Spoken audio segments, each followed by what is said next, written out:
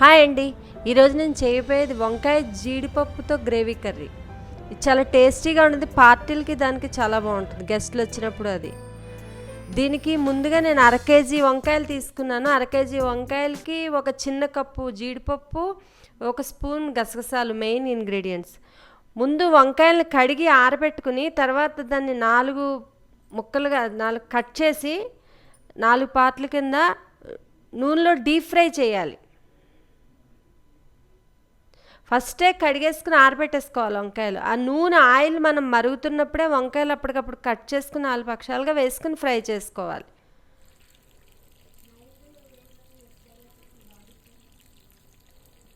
బాగా ఫ్రై అయ్యేదాకా ఫ్రై అవనివ్వాలి. దీనికి నల్ల వంకాయలైనా బాగానే ఉంటాయి, తెల్ల వంకాయలైనా బాగానే ఉంటాయి. నేను తెల్ల వంకాయలు వాడాను. బాగా డీప్ ఫ్రై అయ్యేదాకా ఫ్రై చేసి తీసేసుకోవాలి.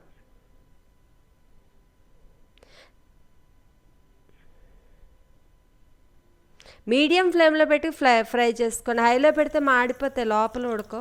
మీడియం ఫ్లేమ్లో పెట్టి ఫ్రై చేసుకుని పక్కన పెట్టుకోవాలి. పక్కన పెట్టుకుని దీన్ని జీడిపప్పు తీసుకున్నాం కదా, ఒకప్పుడు డ్రైగా ఫ్రై చేయాలి.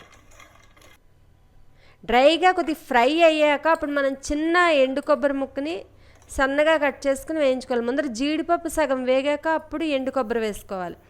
వేసుకుని ఎండు కొబ్బరి కూడా సగం వేగాక అప్పుడు మనం ఒక పెద్ద స్పూను గసగసాలు వేసుకోవాలి. ముందర జీడిపప్పు వేగిపోవాలి సగం, తర్వాత ఎండు కొబ్బరి వేగాలి. అవి రెండు కొద్దిగా వేగాక అప్పుడు గసగసాలు వేసుకుని ఒక్కసారి కదిపేసి గ్యాస్ కట్టేయాలి. ఎందుకంటే గసగసాలు తొందరగా వేగిపోతాయి, ముందరే వేయకూడదు. అవన్నీ ఫ్రై చేసుకుని పక్కన పెట్టుకుని చల్లారని పెట్టుకోవాలి. తర్వాత దీనిలో వేసే మసాలాకు చూద్దాం. 2 యాలకులు, చిన్న దాల్చిన చెక్క ముక్క, ఒక 5-6 లవంగాలు, ఒక 2 స్పూన్లు ధనియాలు, 1 స్పూన్ జీలకర్ర వేసుకుని డ్రైగా ఫ్రై చేసుకోవాలి. దీనిలోకి మసాలాయే మంచి టేస్ట్ వస్తుంది.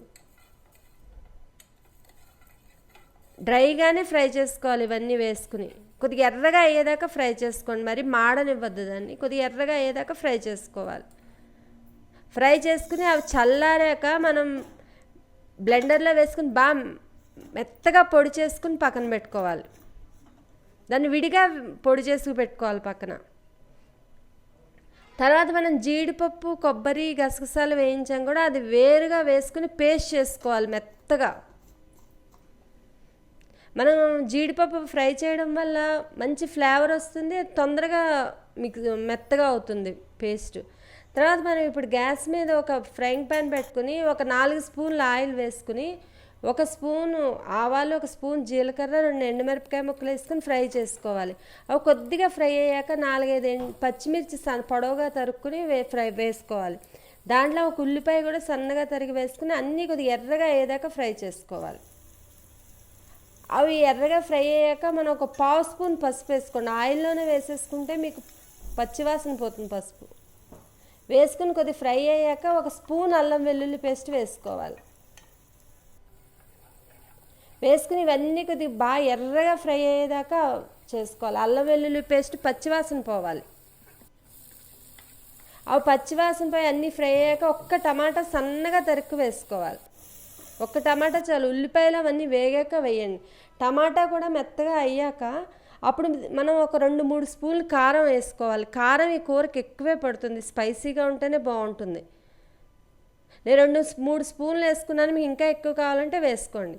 తర్వాత అవన్నీ ఫ్రై అయ్యాక ఇప్పుడు మనం ముందర జీడిపప్పు, గసగసాలు, ఎండు కొబ్బరి పేస్ట్ చేసుకున్నాం కదా, అది వేసేసుకుని అది కడిగేసి నీళ్లు కూడా వేసేయాలి అందులో.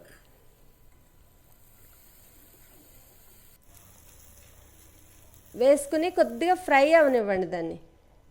వేసి ఇప్పుడు ఉప్పు వేసుకోవాలి, సరిపడా ఉప్పు. మీరు చూసుకుని మీరు తినేదాన్ని బట్టి ఉప్పు వేసుకోండి.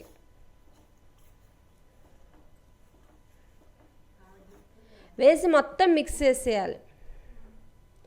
చేసి ఉడకనివ్వాలి ఒక 5 మినిట్స్.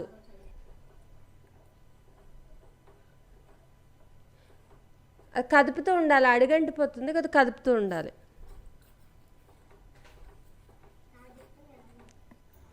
ఇప్పుడు మనం ఒక చిన్న నిమ్మకాయ సైజు చింతపండు రసం పల్చగా తీసుకుని వేసుకోవాలి.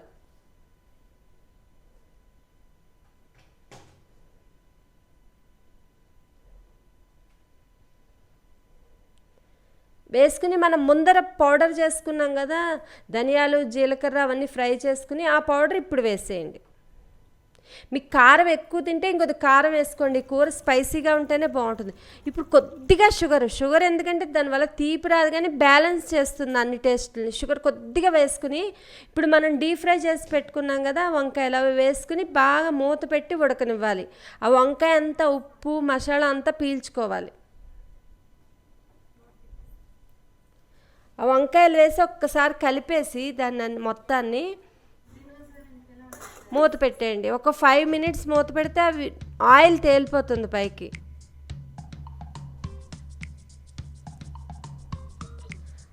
ఆయిల్ పైకి తేలిపాక మనం డిష్ అవుట్ చేసుకోవచ్చు. ఈ కూర చపాతీల్లోకి, రోటీల్లోకి, పుల్కాల్లోకే కాకుండా రైస్లోకి బాగుంటుంది. జీరా రైస్, బిర్యానీ ఏ రైస్లోకైనా బాగుంటుంది ఇది.